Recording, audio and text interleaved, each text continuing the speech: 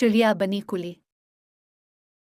टुनटुनी का पति बंटी एक कुली था। वो नदी पार से आने वाले पक्षियों के सामान को इधर से उधर करता। एक दिन बंटी अपने काम पर जा रहा होता है तो टुनटुनी उससे कहती है, अच्छी, अपनी सेहत का भी ध्यान रखा करो। सभी कभी ना कभी छुट्टी लेते हैं, लेकिन तुम तो रोज ही काम करते हो। अरे पगली, अगर मैं घर पे बैठूंगा तो घर कैसे चलेगा?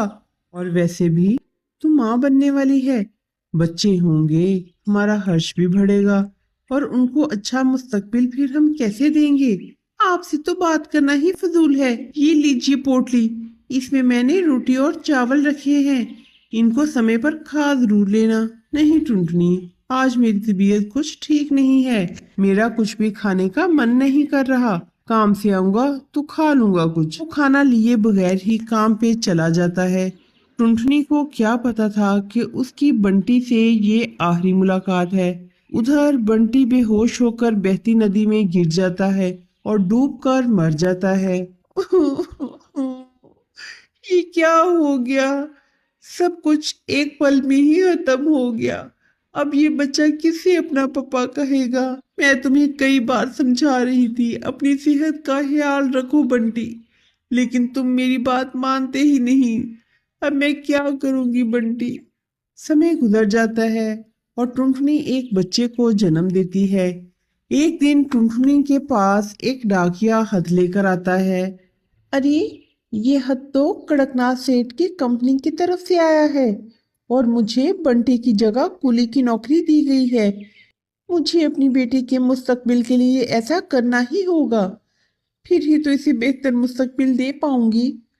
टुनटुनी कुली बनकर पक्षियों का बोझ उठाती थी।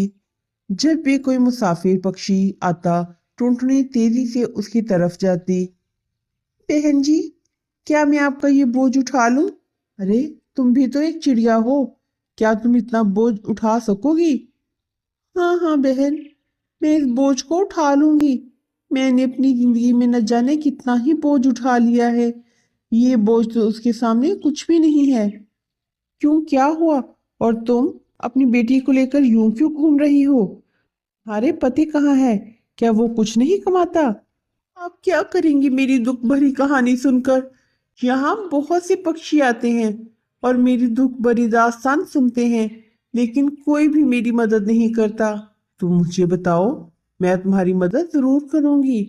क्या बताऊं बहन, मेरे पति की मौत इसी नदी में डूबकर ही हुई थी। देखो टुनटुनी, जब तुम्हारी बेटी थोड़ी बड़ी होगी तो उसे मेरे स्कूल में डालना। मैं उसे पढ़ा लिखा कर बड़ी अफसर बनाऊंगी।